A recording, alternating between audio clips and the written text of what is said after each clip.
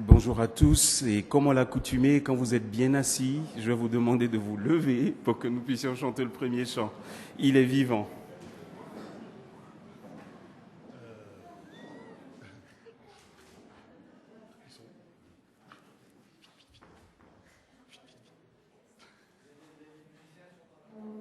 Ah ouais. Voilà. Il est vivant.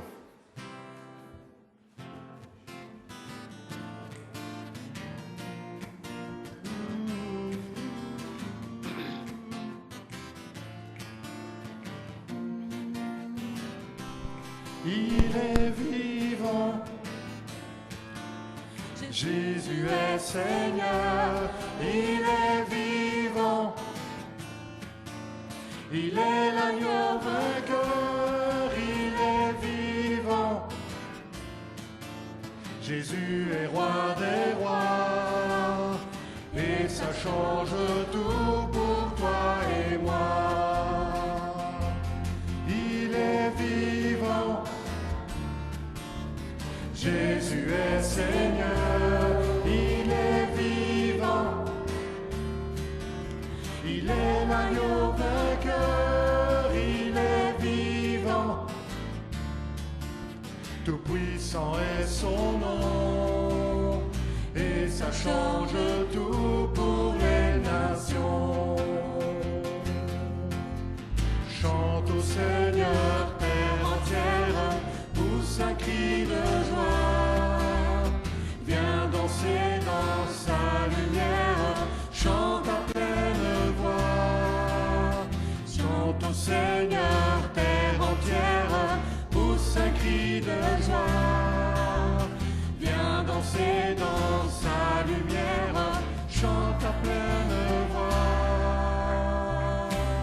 Il est vivant, Jésus est Seigneur, il est vivant, il est l'agneau vainqueur, il est vivant, Jésus est roi des rois, et ça change tout pour toi et moi. Il est vivant, Jésus est Seigneur, il est vivant, il est l'agneau vainqueur, il est vivant, tout puissant est son nom, et ça change tout pour les nations. Il a dépouillé les dominations, Satan son armée tremble à son nom. Jésus Dieu qui sauve, Dieu de délivrance, non rien ne s'oppose à ta toute puissance. Il est vivant, Jésus est Seigneur, il est vivant, il est l'agneau vainqueur, il est vivant,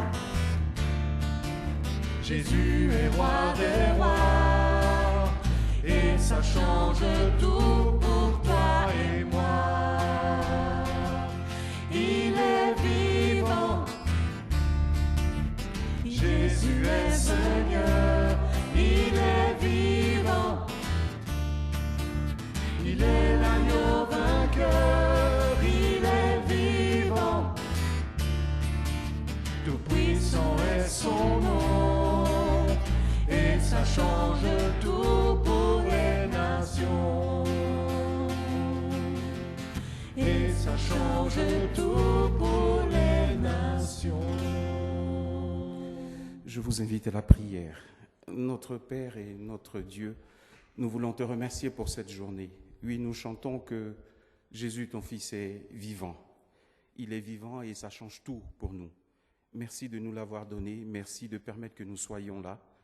Et je te demande de bénir tous ceux qui n'ont pas pu être là ce matin, quelles que soient les raisons, surtout ceux qui se reposent, parce que le repos est important pour chacun d'entre nous. Et Seigneur, vraiment bénis ce moment que nous avons et qu'en toute chose, Seigneur, l'honneur et la gloire te reviennent. Au nom de Jésus, Amen. Veuillez prendre place. Alors, bienvenue à tous ce matin, les habitués, les visiteurs. Je vous donne un bonjour fraternel. Et nous venons de chanter que Jésus est vivant. Oui, il est vivant. Nous avons fêté sa résurrection il n'y a pas très longtemps. Et nous croyons vraiment en un Dieu qui est vivant. Le psaume 103, verset 2 dit « Mon âme bénit l'Éternel et n'oublie aucun de ses bienfaits. » Alors regardez bien la phrase. Je l'avais lu, « Mon âme bénit l'Éternel et n'oublie aucun de ses bienfaits. » Non, c'est pas ça, c'est un impératif. Mon âme bénit l'Éternel et n'oublie aucun de ses bienfaits. Je ne sais pas si vous voyez l'impératif. Ce n'est pas donc c'est pas une phrase simple. C'est le psalmiste qui demande donc, qui donne un ordre à son âme de bénir l'Éternel. Et c'est ce que nous allons faire ce matin. Donc, quel que soit ce avec quoi vous êtes venus ce matin, quel que soit ce que vous ressentez, demandons à notre âme de bénir l'Éternel. Si vous êtes heureux ce matin, gloire à Dieu, nous allons bénir l'Éternel ensemble. Si vous êtes fatigué, là, chargé, rappelez-vous, le Seigneur, il est vivant, il a dit dans sa parole qu'il nous promet un joug qui n'est pas lourd à porter. Si vous êtes dans le malheur et la douleur, le Seigneur est toujours vivant.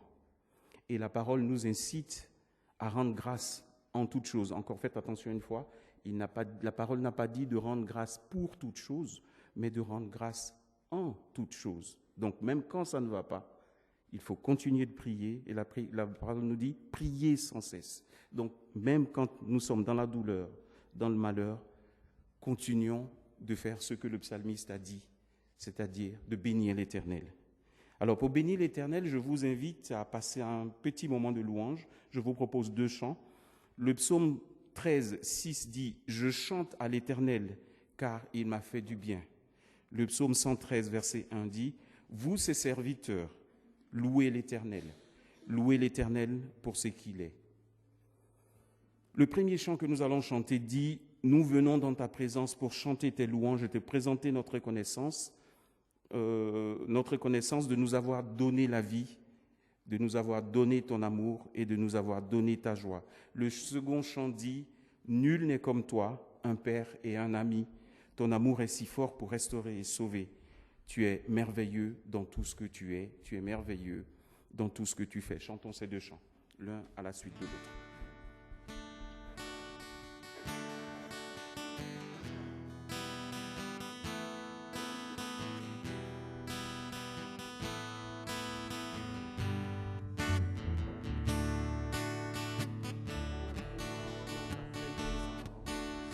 Pour chanter tes louanges et notre reconnaissance de ce que tu as accompli.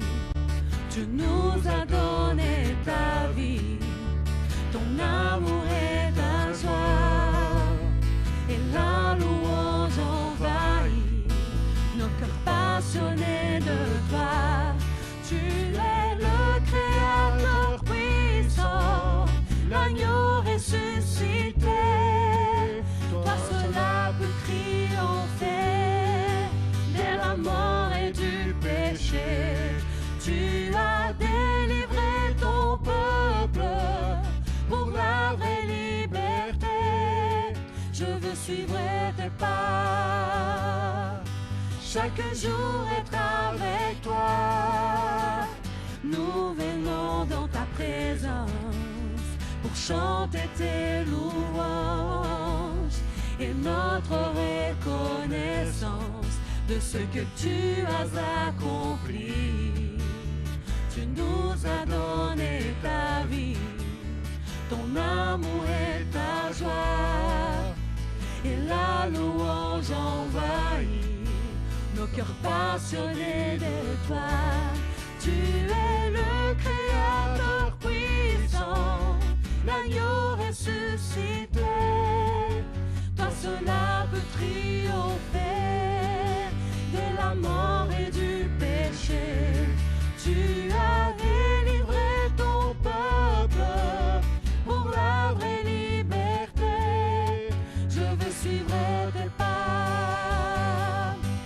Chaque jour est avec toi. Tu es le Créateur puissant, l'agneau ressuscité. Toi seul peux triompher de la mort et du péché. Tu as délivré ton peuple pour la vraie liberté. Je veux suivre tes pas. Chaque jour est avec toi. Nous venons dans ta présence pour chanter tes louanges et notre reconnaissance de ce que tu as accompli.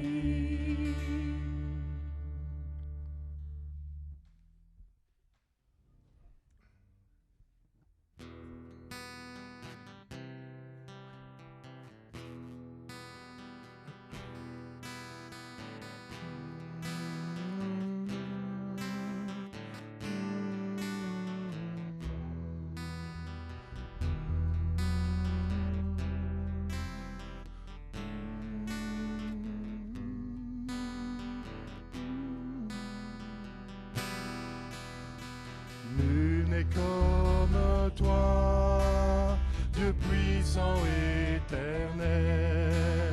Tu nous as consolés, tu nous as relevés. Ton amour est si fort pour restaurer, sauver.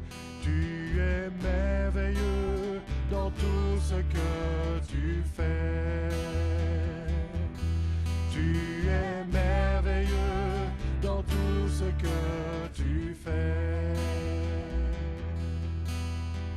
Nul n'est comme toi, un père et un ami, si tendre et si patient. Tu corriges et conduis, toujours à nos côtés, toujours pour nous aider. Tu es merveilleux dans tout ce que tu fais. Tu es merveilleux dans tout ce que tu fais. Nul n'est comme toi, Dieu d'amour et de paix, justice et vérité. En toi tout est parfait, lumière et sainteté, splendeur et majesté. Tu es merveilleux dans tout ce que tu fais. Tu es merveilleux dans tout ce que tu fais. Oh, tu es merveilleux dans tout ce que tu es. Mon Père et mon Sauveur, mon ami, mon Seigneur. Tu es merveilleux dans tout ce que tu es. Tu es merveilleux dans tout ce que tu es.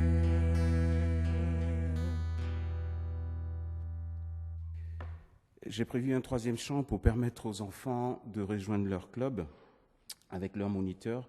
Mais avant qu'ils n'aillent, je voudrais qu'ensemble, nous passons à la prière pour pouvoir les confier à notre Seigneur. Donc je vous invite à la prière encore. Notre Dieu et notre Père, je voudrais te confier nos enfants et leurs moniteurs. Bénis-les, bénis le temps qu'ils passeront ensemble. Permets que ces enfants apprennent encore plus de toi, que les moniteurs reçoivent ta sagesse pour guider ces enfants, ainsi que la force qui vient de toi pour continuer leur ministère. Merci pour la communauté que nous formons ensemble. Bénis chacun d'entre nous au nom de Jésus. Amen. Si tu devais abandonner ta place au ciel et venir donner ta vie afin que je sois libre, afin que nous soyons libres, tu le ferais certainement, et oui, et tu l'as fait. Et nous avons chanté ensemble ce chant, pour moi tu l'as fait, et pendant ce temps, les enfants pourront donc rejoindre les clubs avec leur moniteur.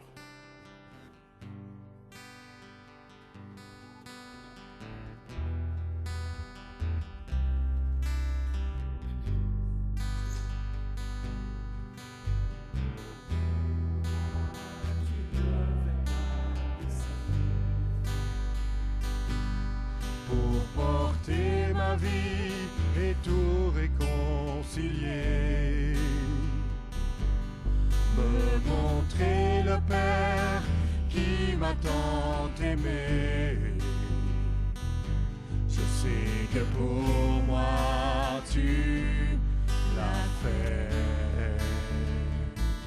Je sais que pour moi tu l'as fait. Même si tu devais quitter toute gloire, venir t'incarner, épouser notre histoire, au cœur de chaque homme, déposer l'espoir. Je sais que pour moi tu l'as fait. Je sais que pour moi tu l'as fait, car mon Dieu tient toujours ses promesses, me couvrant de tendresse. Voici quel est mon Dieu, car il fait toutes choses nouvelles.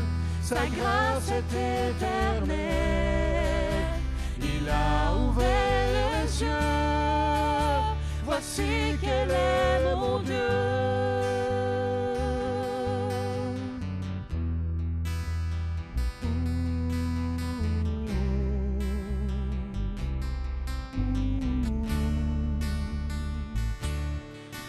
Même si la croix devenait ton fardeau, le poids de ce monde, l'oubli dans le tombeau, pour essuyer toute larme et tout sanglot. Je sais que pour moi tu l'as fait. Je sais que pour moi tu l'as fait, car mon Dieu tient toujours ses promesses, me couvrant de tendresse. Voici quel est mon Dieu, car il fait toutes choses nouvelles. Sa grâce est éternelle, il a ouvert les cieux. Voici quel est mon Dieu.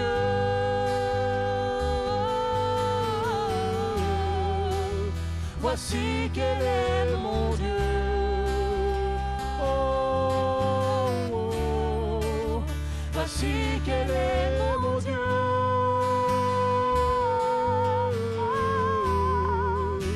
Voici quel est mon Dieu. Oh, oh. Voici quel est mon Dieu. Veuillez vous asseoir. Quel beau chant. Jésus nous a ouvert la porte du ciel. C'est un très beau chant pour nous mener vers le repas du Seigneur. Tite 3, 5, 9 nous dit: il nous a sauvés non à cause des œuvres de justice que nous aurions faites, mais selon sa miséricorde par le baptême de la régénération et le renouvellement du Saint-Esprit qu'il a répandu sur nous avec abondance par Jésus-Christ notre Sauveur. Romains 5, 8 dit: or, voici comment Dieu, lui, met en évidence son amour pour nous. Le Christ est mort pour nous alors que nous étions encore des pécheurs. Christ a été et est l'agneau de Dieu qui s'est offert pour le salut du monde. Le repas du Seigneur conserve donc le souvenir du sacrifice de Jésus dont le sang justifie et protège le croyant et le délivre du péché. Le repas du Seigneur, que nous appelons la Cène, ce n'est pas juste donc qu'une commémoration, c'est aussi une proclamation de la mort du Seigneur Jésus. Prendre le repas du Seigneur, c'est annoncer aux hommes le salut offert en Jésus-Christ, c'est déclarer que ce que Jésus-Christ a accompli autrefois est encore efficace pour ceux qui croient en lui aujourd'hui. Ce repas, c'est le signe de la nouvelle alliance entre Dieu et les croyants qui a été établie en Jésus-Christ. Il rappelle donc aux croyants qu'ils sont au bénéfice des privilèges de la nouvelle alliance, qui est éternelle et qui est garantie par Jésus lui-même. Le repas du Seigneur n'a donc rien d'un rite magique. C'est seulement la foi qui permet de jouir des bienfaits acquis par le sacrifice du corps et du sang de Jésus-Christ. Alors, si vos pensées profondes correspondent à ce que je viens de dire, si vous êtes d'accord avec ce qui est écrit là, alors je vous invite à prendre le repas qui va passer maintenant, le pain et ce jus de raisin, pour pouvoir commémorer Jésus, pour pouvoir proclamer sa mort et pour pouvoir prendre possession de cette alliance qui nous est offerte par lui et garantie par lui-même. Si vous n'êtes pas d'accord avec cela, vous pouvez laisser passer ces éléments sans aucun problème. Et je n'ai pas désigné 3 personnes, mais je pense que 3 personnes vont se désigner pour pouvoir faire circuler ces éléments pendant que nous allons chanter « Quand j'ai vu tes mains ».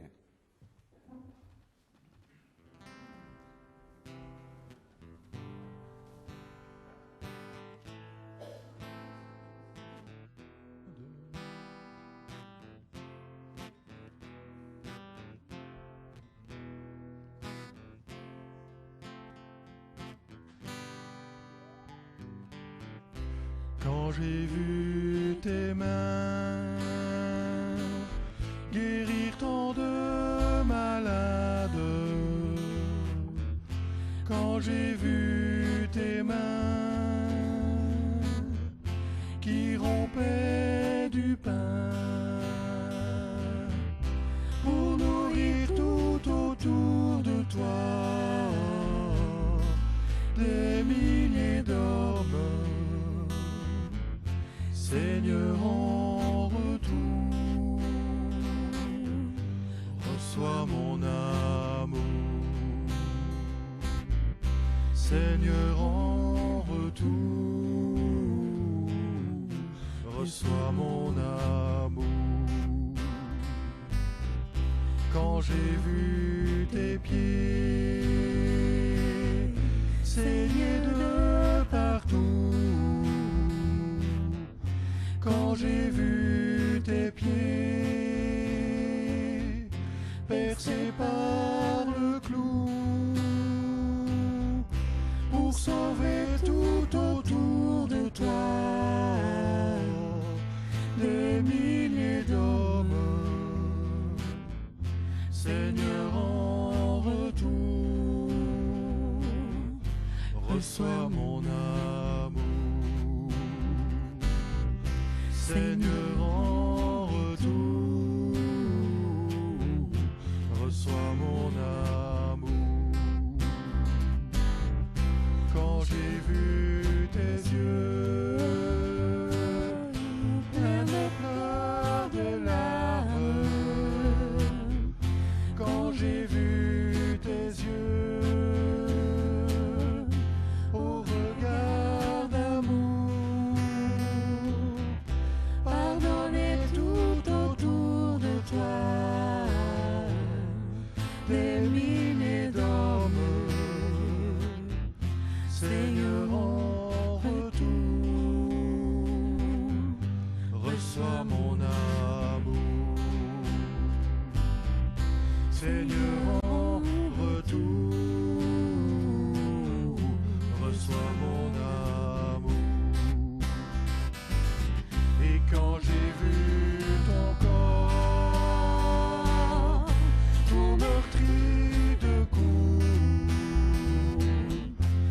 quand j'ai vu ton corps, vivant malgré tout, ressuscité pour toujours, des milliers d'hommes, Seigneur en retour, reçois mon amour, Seigneur en retour, reçois mon amour.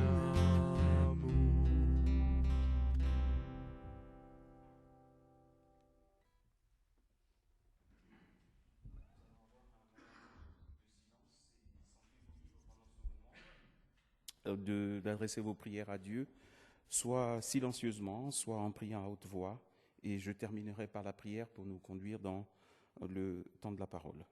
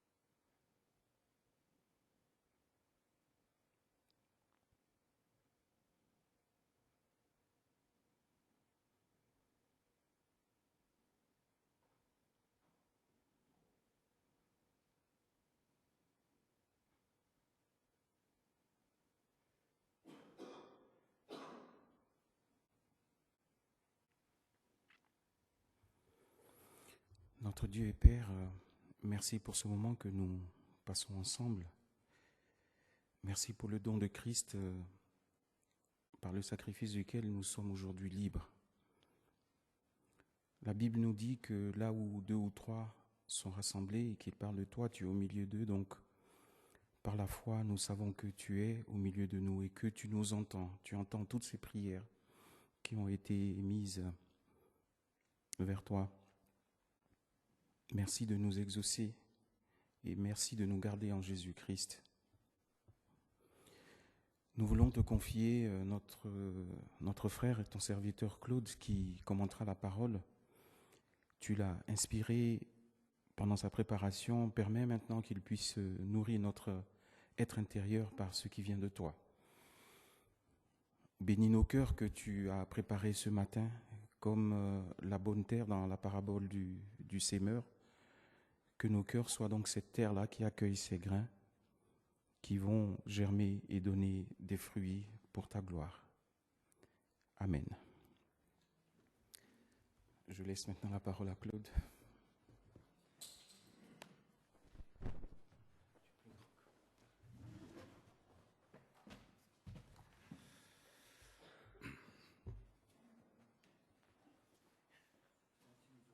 Oui, c'est intimidant. Ouais, pas l'habitude. Nous poursuivons notre progression dans le livre des Actes. Et puis vous voyez qu'aujourd'hui, nous allons aborder le chapitre 20, le testament, amour pour l'Église de Dieu. Et nous commencerons et nous ferons notre lecture à partir du verset 17 de ce chapitre 20. Paul envoya un message de Milet à Éphèse pour en faire venir les anciens de l'Église.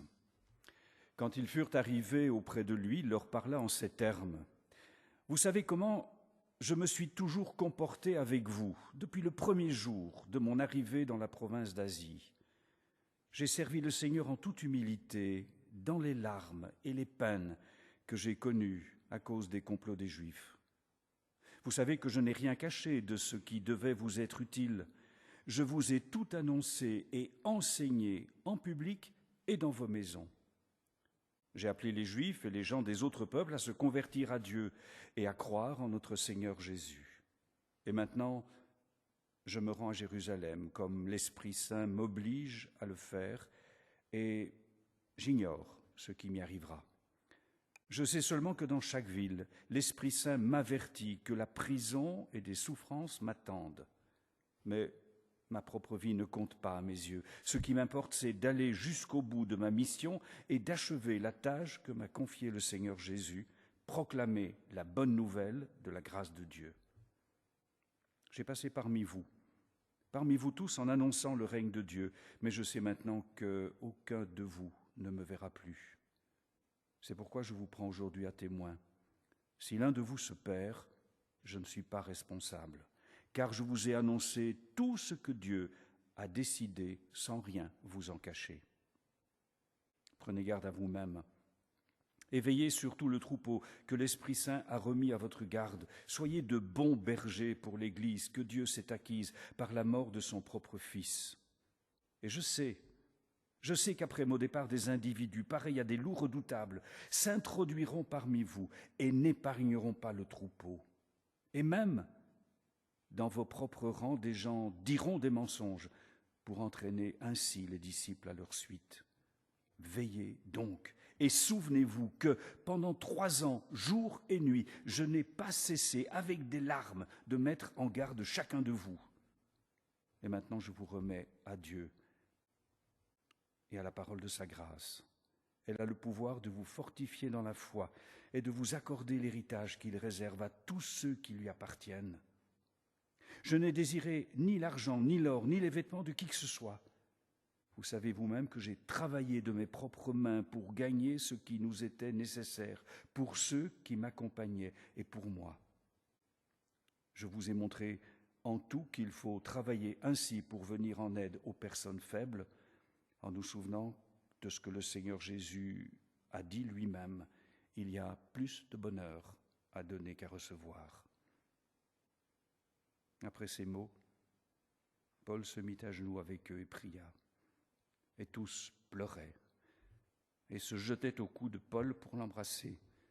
Ils étaient surtout attristés parce que Paul avait dit qu'il ne le reverrait plus. Puis, ils l'accompagnèrent jusqu'au bateau. Et encore un verset dans le chapitre suivant, le chapitre 21. Après nous être arrachés à eux, nous avons fait voile vers Kos. Nous avons laissé Paul à Athènes au sortir de son discours à l'Aréopage. De là, il descend à Corinthe où il restera pendant 1 an et demi et y fonde l'Église. En route pour Antioche, il s'arrête brièvement à Éphèse et y laisse Priscille et Aquilas.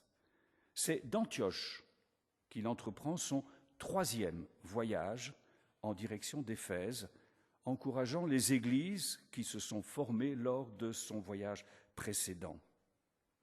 Et lorsqu'il arrive à Éphèse, il y retrouve un petit groupe de croyants, une douzaine, qui connaissent le baptême de Jean, mais manifestement n'ont pas entendu parler du Saint-Esprit. Et Paul va leur imposer les mains, et eux aussi recevront l'Esprit, avec les mêmes manifestations que lors de la Pentecôte.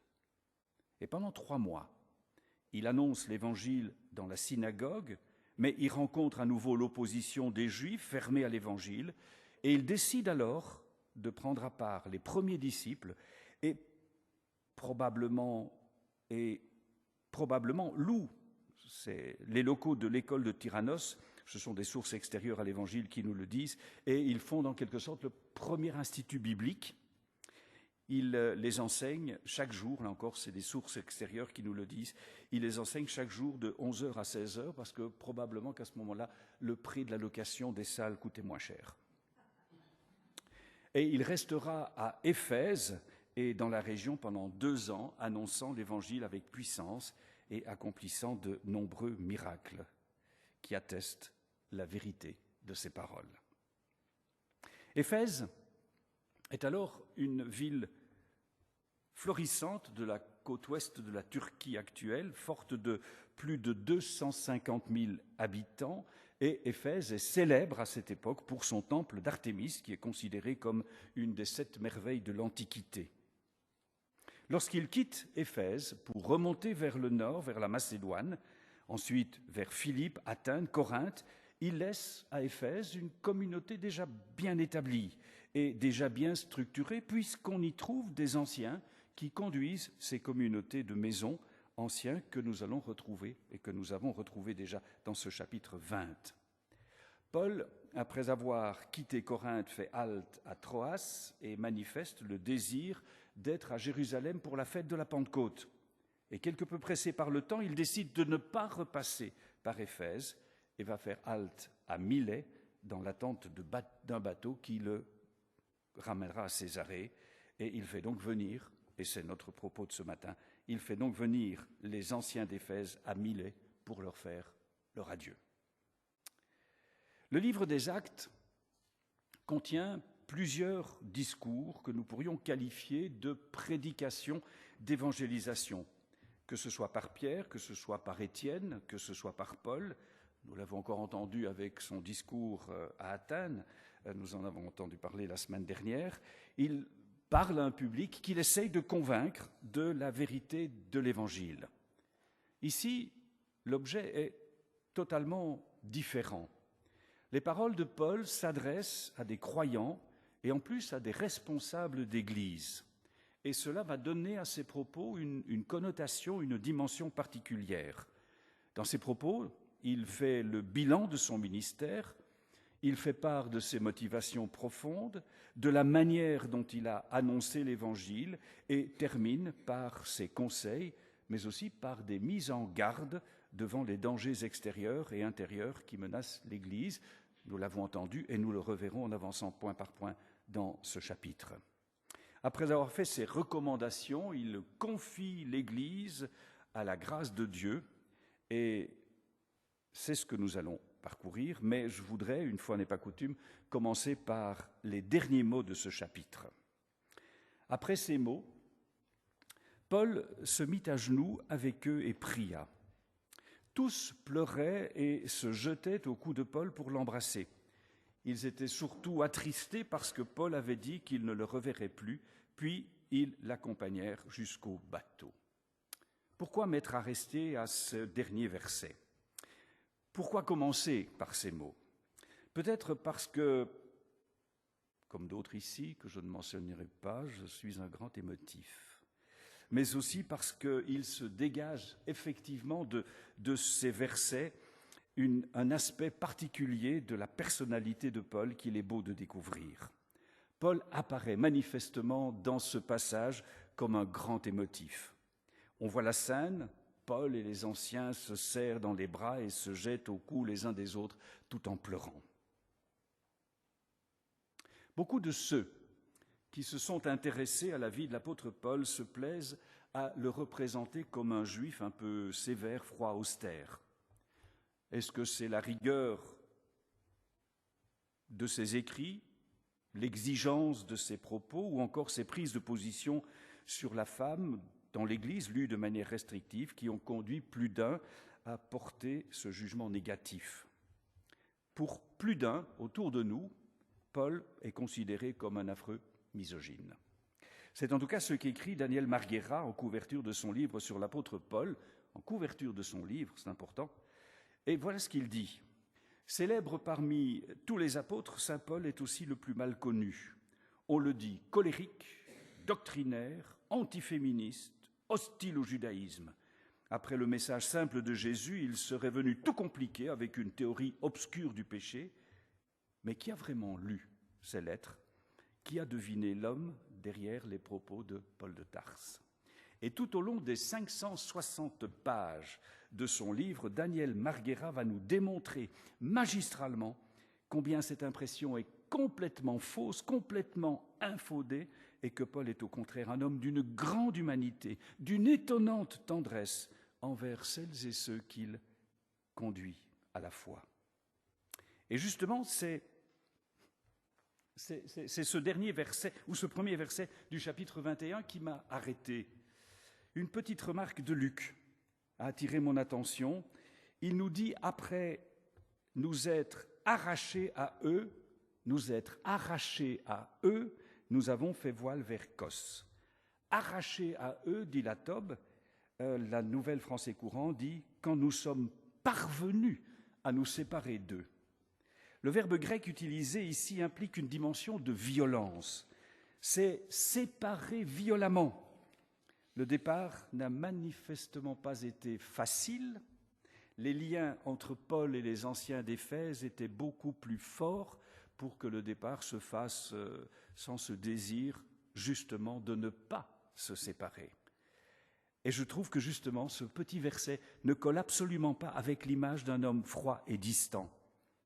Alors je me suis un petit peu perdu dans les lettres de Paul et j'y ai découvert un nombre incroyable de versets où Paul nous clame son amour pour les croyants de ces communautés qu'il a fondées. Le temps manque un peu pour les citer tous, mais je m'arrêterai simplement à quelques-uns. Dans les Philippiens, au chapitre 1er, au verset 8, voilà ce qu'il dit. « Oui, Dieu m'est témoin que je vous chéris tous dans la tendresse de Jésus-Christ. » Et ce n'est pas, quand il le dit, du sentimentalisme à l'eau de rose, mais c'est la preuve d'un amour profond qui trouve sa source en Jésus-Christ. Lorsqu'il nous invite à prendre conscience de la largeur, de la longueur, de la hauteur, de la profondeur, de l'amour de Dieu manifesté en Jésus-Christ, c'est un homme qui en parle avec ses tripes. C'est un amour qui le brûle, qui le dévore et qu'il voudrait voir partagé par tous les croyants auxquels il s'adresse. Paul est tellement impliqué dans son ministère qu'il vivait les faiblesses et les chutes des croyants comme si c'était les siennes. Il le dit dans les Corinthiens, « Qui est faible, que je ne sois faible, qui tombe, que je ne brûle. » Ce n'est pas de manière distante ou indifférente qu'il participe à ce que vivent ses frères et sœurs dans la foi. Même une démarche d'abandon, même une démarche de chute le touche au plus intime de lui-même. Et une dernière citation que l'on trouve dans la première lettre aux Thessaloniciens, et là aussi je trouve qu'elle est très révélatrice de la personnalité de Paul. « Nous avons été au milieu de vous pleins de douceur, comme une mère réchauffe sur son sein les enfants qu'elle nourrit. Nous avions pour vous une telle affection que nous étions prêts à vous donner non seulement l'évangile de Dieu, mais même notre propre vie, tant vous nous étiez devenus chers. » On comprend que lors de cette rencontre des adieux à Milet, lorsque tous se sont agenouillés autour de Paul en prière, l'émotion était à son comble. Après ces paroles, il se mit à genoux avec eux tous et pria. Tout le monde alors éclata en sanglots et se jetait au cou de Paul pour l'embrasser. Leur tristesse venait surtout de la phrase qu'il avait dite, qu'il ne devait plus le revoir, ne devait plus revoir son visage. Puis on l'accompagna jusqu'au bateau. Cette remarque préliminaire, peut-être un petit peu longue, je m'en excuse, éclaire en quelque sorte tout le discours de Paul. Il va quitter une église qu'il aime, des hommes et des femmes à qui il a confié la direction de ces communautés et qui sont chers à son cœur. Ce n'est pas un petit discours académique, « salut, je m'en vais », mais des paroles dans lesquelles il s'engage complètement. Et en quoi ces paroles, parce qu'actualisons cela, en quoi ces paroles nous concernent-elles pour nous qui ne sommes pas anciens dans une église? Manifestement, ces propos débordent le seul cadre limité de ces anciens auxquels il s'adresse. Il y a dans les propos de Paul des exhortations, une exhortation qui s'adresse à nous tous. Même sans être anciens, nous sommes un corps, nous sommes donc solidaires les uns des autres, nous sommes en quelque sorte dans le même bateau, et lorsqu'un souffre, c'est tous qui partagent sa souffrance, et lorsque un se réjouit, c'est l'ensemble qui est dans la joie.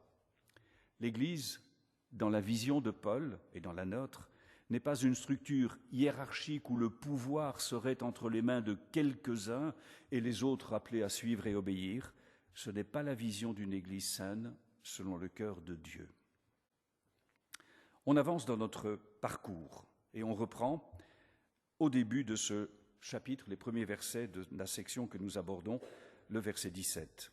Paul envoya un message de Milet à Éphèse pour en faire venir les anciens de l'Église.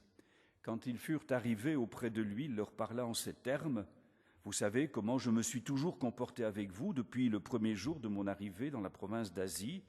J'ai servi le Seigneur en toute humilité, dans les larmes et les peines que j'ai connues à cause des complots des Juifs. » Manifestement, Paul ne désire pas se mettre en avant, mais plutôt se présenter comme un modèle à imiter.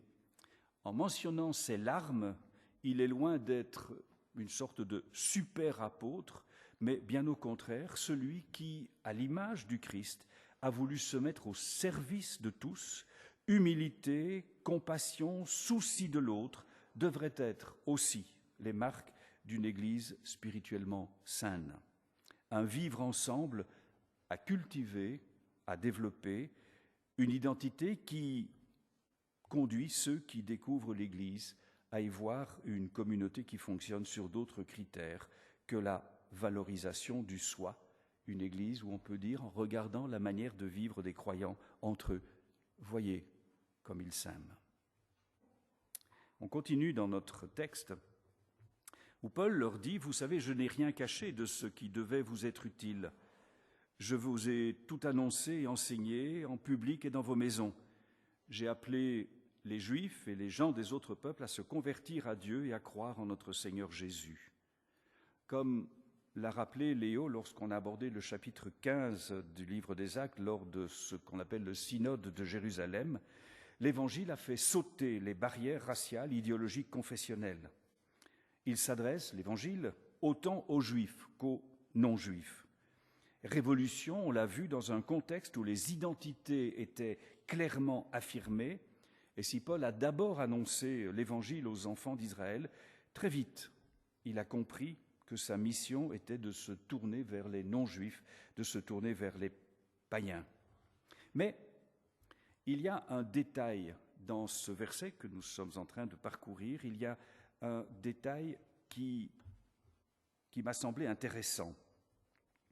Paul dit je n'ai rien négligé, ou plus exactement, je n'ai rien caché, ou encore, selon les traductions, je ne me suis pas dérobé.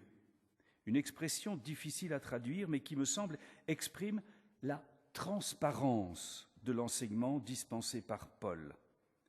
Il n'a pas dissimulé ce qui, dans l'Évangile, aurait pu prendre ses auditeurs à rebrousse-poil. Il n'a pas eu peur de présenter les rudesses du chemin de la foi, au risque peut-être de décevoir certains de ses auditeurs. Et je me pose la question, et nous ? Est-ce que nous annonçons un évangile aseptisé, un évangile tout rose, en oubliant de montrer que dans cet évangile, il y a des difficultés, il y a des rudesses, il y a des exigences, il y a des épines au rosier ? On aimerait dire que la foi chrétienne, c'est tout beau, en évitant de dire qu'il y a aussi un chemin d'exigence de disciples à suivre. Et je pense que ça concerne les fondements même de notre foi, la manière dont nous définissons notre foi, mais aussi les choix éthiques qui sont liés. Et parfois, je me pose la question, comment est-ce que nous réagissons à des choix pris par notre société et qui manifestement sont en opposition avec l'Évangile ? Si vous ne l'avez fait, je vous conseille de lire le petit texte de Nordine Salmi dans le dernier lien du mois d'avril, dans lequel il aborde, mais je trouve avec tact, délicatesse et même en même temps avec autorité, la question de l'introduction de l'avortement dans la Constitution française. Il est ferme dans ses convictions et il dit ce qui doit être dit, mais il le dit avec beaucoup de tact et avec beaucoup de rigueur et de force. On continue. Verset 24, « Ma propre vie ne compte pas à mes yeux. » Non, pardon, c'est d'abord en route pour Jérusalem, j'étais un tout petit peu trop vite. « En route pour Jérusalem. » Voilà Paul qui poursuit. « Et maintenant je me rends à Jérusalem comme l'Esprit Saint m'oblige à le faire et j'ignore ce qui m'y arrivera. Je sais seulement que dans chaque ville, l'Esprit Saint m'avertit que la prison et des souffrances m'attendent, mais ma propre vie ne compte pas à mes yeux. Ce qui m'importe, c'est d'aller jusqu'au bout de ma mission et d'achever la tâche que m'a confiée le Seigneur Jésus, proclamer la bonne nouvelle de la grâce de Dieu. » Manifestement, Paul ne choisit pas la voie de la facilité et il sait très bien que la décision qu'il prend de retourner à Jérusalem, on le verra dans les chapitres suivants, est extrêmement risquée. Il sait que des Juifs fanatiques l'attendent à Jérusalem, littéralement, pour lui faire sa peau. Son choix lui sera confirmé lorsqu'il sera à Césarée et qu'un prophète du nom d'Agabus, prendra la ceinture de Paul et fera un geste très prophétique puisqu'il s'attachera les pieds et les mains avec la ceinture de Paul en déclarant « Voici ce que déclare l'Esprit Saint, l'homme à qui appartient cette ceinture sera ligoté de cette façon par les autorités juives à Jérusalem, puis ils le livreront à des étrangers. » Paul ne le sait pas encore, mais évidemment qu'après Jérusalem, ce sera le départ pour Rome et la fin de sa vie qui se vivra ou qui se fera à Rome. On continue. « J'ai passé parmi vous, dit Paul, en annonçant le règne de Dieu, mais je sais maintenant qu'aucun de vous ne me verra plus. C'est pour ça que je vous prends aujourd'hui à témoin. Si l'un de vous se perd, je n'en suis pas responsable, car je vous ai annoncé tout ce que Dieu a décidé sans rien vous en cacher. » Aussi, une parole intéressante. Paul se sait fidèle dans l'annonce de l'Évangile. Manifestement, il ne s'est pas dérobé à sa vocation. Il est allé vers les Juifs, vers les non-Juifs, pour les convaincre de la vérité de la foi en Jésus-Christ. Un message reçu dans la joie, reçu dans l'opposition, dans le mépris, dans la moquerie. Paul fait reposer la responsabilité et les conséquences du refus de la grâce sur celles et ceux qui sont fermés à l'Évangile. Ce qu'il dit ici n'est pas nouveau. Déjà à Corinthe, devant l'opposition des Juifs, il s'était senti libre de se détourner d'eux pour se tourner vers les païens, comme le rapporte le chapitre 18. Chaque sabbat, Paul prenait la parole dans les synagogues et cherchait à convaincre aussi bien les Juifs que les Grecs. Quand Sylvain et Timothée furent arrivés de la Macédoine, Paul consacra tout son temps à la parole de Dieu. Il attestait devant les Juifs que Jésus est le Christ, mais les Juifs, de nouveau, s'opposaient à lui et l'insultaient. Alors, il secoua contre eux la poussière de ses vêtements et leur dit, « Si vous êtes perdus, ce sera par votre faute. Je n'en suis pas responsable, et dès maintenant j'irai vers ceux qui ne sont pas juifs. » Parole terrible. Si vous êtes perdus, ce sera votre faute, je n'en suis pas responsable. Et je pense qu'on rencontre des situations où il y a des fermetures à la grâce qui nous semblent sans issue. Faut-il insister? Faut-il forcer une décision?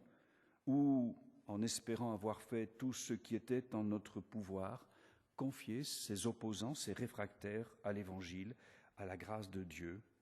Jésus, on l'a vu au PEP à Uccle, nous dira de ne pas jeter nos perles au pourceau. Fait-il allusion à ces situations où nous sommes devant des personnes qui sont fermées à l'Évangile et en quelque sorte inutile de tenter d'aller plus loin après tous les efforts que nous avons faits en vérité devant le Seigneur? On continue. On approche de la fin. Soyez de bons bergers.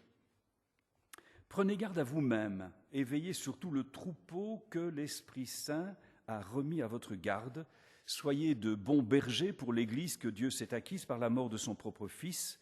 Et je sais qu'après mon départ, des individus pareils à des loups redoutables s'introduiront parmi vous et n'épargneront pas le troupeau.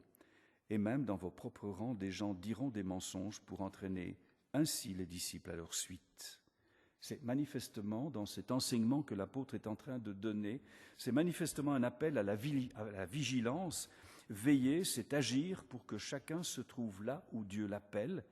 Mais peut-on veiller sur les autres sans d'abord veiller sur soi-même? Et on retrouve ici cet appel à une communauté où chacun, chacune se considère en quelque sorte comme responsable du bien-être spirituel de son frère ou de sa sœur. Mais veiller, c'est aussi être sur ses gardes, fleurant le danger qui peut venir de l'extérieur, mais aussi de l'intérieur de la communauté. C'est ici une responsabilité qui incombe davantage aux responsables. Et encore une fois, chacun se trouve impliqué dans une démarche de prière persévérante. Ce que nous vivons ici à Stockel est une grâce du Seigneur, mais une grâce fragile. Et c'est un appel à être fidèle dans la prière pour demander à Dieu de nous garder dans l'unité et la communion fraternelle. Et l'apôtre poursuit son exhortation en se prenant comme modèle. Veillez donc et souvenez-vous que pendant 3 ans, jour et nuit, je n'ai cessé avec des larmes de mettre en garde chacun de vous. Manifestement, quand on parcourt le livre des Actes, quand on parcourt les épîtres aussi, on voit que Paul n'a pas lésiné sur sa fatigue, prenant même sur son sommeil pour intercéder pour que Dieu préserve l'œuvre commencée à Éphèse et puis dans toute l'Asie. On arrive au terme, à la grâce de Dieu. Et maintenant, je vous remets à Dieu et à la parole de sa grâce. Elle a le pouvoir de vous fortifier dans la foi, de vous accorder l'héritage qu'il réserve à tous ceux qui lui appartiennent. Je n'ai désiré ni l'argent, ni l'or, ni les vêtements de qui que ce soit. Vous savez vous-même que j'ai travaillé de mes propres mains pour gagner ce qui vous était nécessaire, pour ceux qui m'accompagnent et pour moi. Je vous ai montré en tout qu'il faut travailler ainsi pour venir en aide aux personnes faibles, en nous souvenant de ce que le Seigneur Jésus a dit lui-même, il y a plus de bonheur à donner qu'à recevoir. Avant de terminer, avant de conclure ces encouragements, Paul ne peut s'empêcher de dire que tout ce qu'il a accompli, il l'a fait sans aucune volonté de profit ou de gloire. Il avait un métier. On le voit ailleurs, il fabriquait des tentes, ce qui, à certains moments, lui garantissait une certaine autonomie financière et ce qui lui a même permis, à certains moments, de subvenir aux besoins de ses compagnons. Cette liberté financière, ne dépendre que du Seigneur, lui garantissait une grande liberté de parole. On arrive au terme de notre parcours, l'essentiel a été dit, les encouragements, les conseils, les mises en garde, il ne reste que la prière pour joindre la gerbe et prendre congé de ses sœurs et de ses frères bien-aimés, non sans quelques difficultés comme nous l'avons vu au début de notre parcours. Il me semble que ce chapitre 20 est un chapitre à lire, à relire, à méditer, parce qu'il y a énormément de points qui nous questionnent sur notre vivre en Église, et qui mérite d'être vu, d'être revu et d'être appliqué, et d'appliquer toujours mieux dans notre manière d'être et de vivre ensemble. C'est un texte à relire en demandant à Dieu de nous montrer où nous nous trouvons chacun, avec les engagements qui sont les nôtres, avec nos responsabilités, de voir exactement où nous sommes chacun, les uns et les autres, sur ce chemin, engagés dans une même aventure, où nous avons chacune, chacun, notre rôle à jouer, notre place à tenir, et puis on termine tout ça dans les larmes. Après ces mots, Paul se mit à genoux et pria. Tous pleuraient et se jetaient au cou de Paul pour l'embrasser. Ils étaient surtout attristés parce que Paul avait dit qu'il ne le reverrait plus. Puis ils l'accompagnèrent jusqu'au bateau. Amen.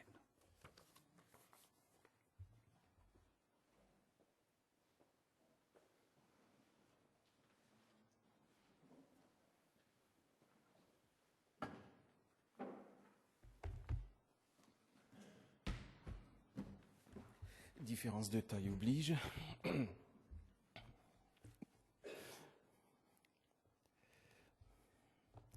Merci donc Claude pour cette prédication, ces commentaires de la parole de Dieu.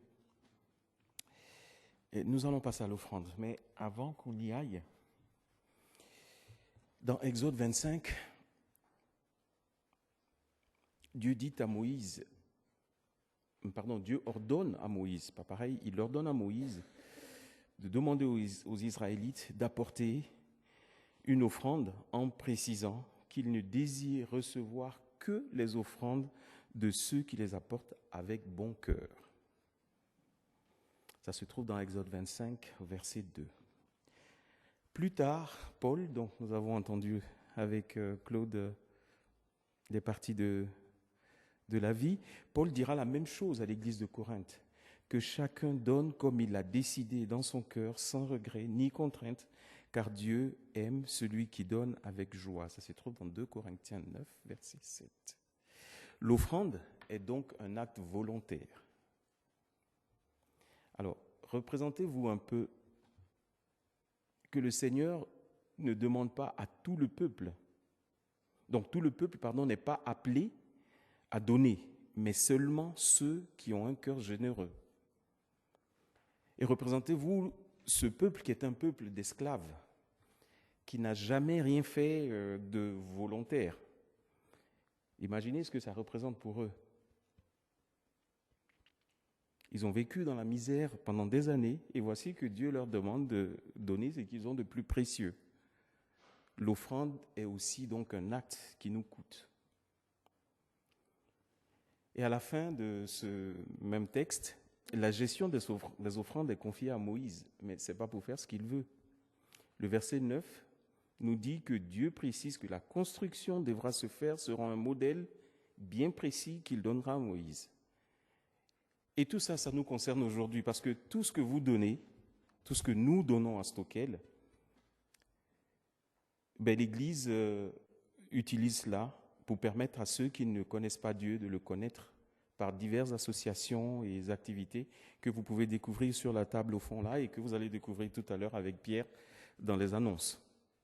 Alors donc nous allons passer aux offrandes et pendant ce temps nous allons chanter un chant. Compte les bienfaits de Dieu. C'est Dieu qui pourvoit et nous ne faisons que le lui rendre. Compte les bienfaits de Dieu.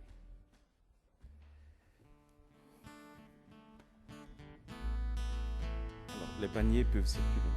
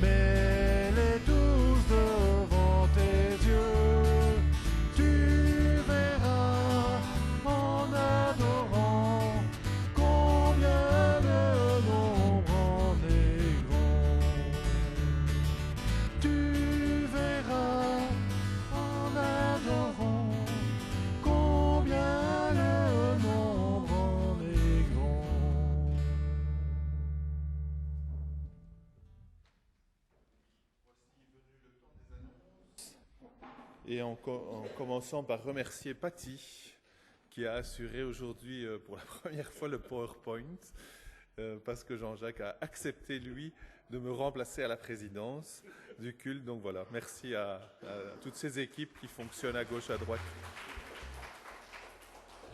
Alors cette semaine, c'est la slide suivante. Cette semaine, nous étions avec une centaine de responsables d'églises de Belgique, de France et de Suisse à la pastorale d'Évian sur le thème que vous voyez peut-être affiché là, bien conduire l'Église. C'était toute la thématique de 4 jours de réflexion, d'enseignement biblique, de temps de prière, d'échange de nouvelles. Et là, vous voyez notre pasteur Audrey qui est présidente d'une de ces journées et qui animait aussi un atelier sur l'immédiateté dans notre société et l'impact sur notre foi chrétienne. Voilà, plein de bonnes choses, plein d'échanges, plein de frères et sœurs avec qui on a pu prier, échanger, s'encourager. Et voilà, on revient un peu fatigué physiquement, mais spirituellement un peu renouvelé. Voilà quelques nouvelles de la pastorale d'Évian. Slide suivant, s'il te plaît. Ce dimanche, normalement, c'est Stockelfen au Bois de la Cambre. Donc Sophie n'est pas dans la salle, mais si vous voulez vous joindre au groupe, n'hésitez pas à le faire. Elle est pour l'instant avec les clubs. Je disais donc, ça c'est notre agenda, dimanche 5 mai Stockelfen, jeudi 9 mai, jeudi je prie, c'est la semaine où nous avons un temps de prière par Zoom, jeudi à partir de 19h30, et puis dimanche prochain nous aurons le culte comme d'habitude, rien de spécial à signaler, sauf que là les familles seront de retour de vacances et on sera un petit peu plus nombreux. Le dimanche 26 mai, un petit peu plus loin dans l'agenda, le dimanche 26 mai, c'est les 20 km de Bruxelles, pensez-y dans vos déplacements, et n'hésitez pas à encourager les frères et sœurs qui, eux, vont courir. Et je pense qu'il y a un projet de courir aussi avec Priscilla, n'est-ce pas? Il y a toute une équipe qui est en train de se regrouper autour de Priscilla. Et si sa santé le permet, voilà, ce sera aussi un chouette défi à relever. Vendredi 31 mai, le Café Théo pour les jeunes adultes qui ont envie de discuter de théologie, c'est chez Audrey. Et je ne sais pas si on a déjà annoncé cette date-là, donc prenez vos agendas. Le dimanche 30 juin, qui sera de nouveau un dimanche particulier, puisque nous entrons dans l'été, dans les grandes vacances. On a prévu le dimanche 30 juin un repas en commun. Donc, soyez présents. Le slide suivant. Pour avoir plus de détails encore, n'hésitez pas à me donner votre mail ou consulter tous les réseaux sociaux, tout ce que vous voyez là. C'est là qu'on trouve plus d'infos. Alors nos pasteurs, donc Audrey, elle était en vacances, elle était bien travaillée à Évian, elle a maintenant un repos bien mérité, elle est en congé cette semaine. Lydia est en congé parental et vous avez peut-être appris que cette semaine elle a dû être hospitalisée à Genève à la suite d'une infection, que c'est maintenant, enfin l'alerte est passée, c'est un peu sous contrôle. Alors à la fois elle vous remercie pour toutes celles et ceux qui lui ont envoyé un message. Et elle vous demande de continuer à prier parce que maintenant elle aimerait bien sortir de l'hôpital et retrouver sa famille et se reposer à la maison. Mais voilà, ils devaient être à Évian avec nous et ils sont pour le moment bloqués à Genève et Lydia toujours à l'hôpital. Alors la table des annonces, Jean-Jacques en a parlé. Parmi les nouveautés de cette semaine, Serve de City nous envoie un petit flyer. Aidez-nous à financer 40 000 repas. Et puis cette annonce-ci, on l'a déjà faite, mais c'est le dernier dimanche où nous pouvons vous annoncer qu'à partir de mercredi, il y a une retraite de prière au Myosotis. Seigneur, apprends-nous à prier. C'est un temps d'enseignement et de prière à la découverte de la prière du cœur, animé par Claude. Voilà. Il y avait encore un slide normalement. Ne partez pas trop vite, il y a du café. Bon dimanche. Merci Pierre. Mais avant que nous vous disions encore bon dimanche, j'ai un verset à vous laisser. Pour aujourd'hui, rappelez-vous au début de ce culte, nous disions à notre âme de bénir l'Éternel. Et Jésus ici, c'est Jésus qui parle, il nous dit « Ce n'est pas vous qui m'avez choisi, mais moi. Je vous ai choisi et je vous ai établi afin que vous alliez et que vous portiez du fruit. Et que votre fruit demeure, afin que ce que vous demanderez au Père en mon nom, il vous le donne. » Alors pour cette semaine, mon souhait est que votre semaine soit pleine de bons fruits, selon ce que le Seigneur a déclaré, et surtout que le Père vous entende et qu'il vous donne ce que vous lui demandez. Bon dimanche à tout le monde. Lèvons-nous pour le dernier chant.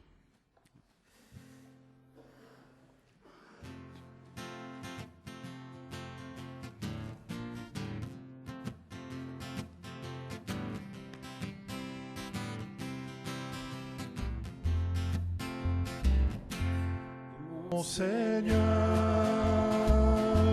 j'aurai la grâce de chercher encore ces vastes desseins de mon Seigneur. J'aurai la force de marcher encore sur le même chemin de mon Jésus. J'aurai l'amour, la nuit, le jour, et jusqu'au bout du matin de mon Jésus. J'aurai toujours le doux secours de sa tendre main de mon Seigneur. J'aurai la grâce de chercher encore ces vastes desseins de mon Seigneur. J'aurai la force de marcher encore sur le même chemin de mon Jésus. J'aurai l'amour, la nuit, le jour, et jusqu'au bout du matin de mon Jésus. J'aurai toujours le doux secours de sa tendre main, le doux secours de sa tendre main.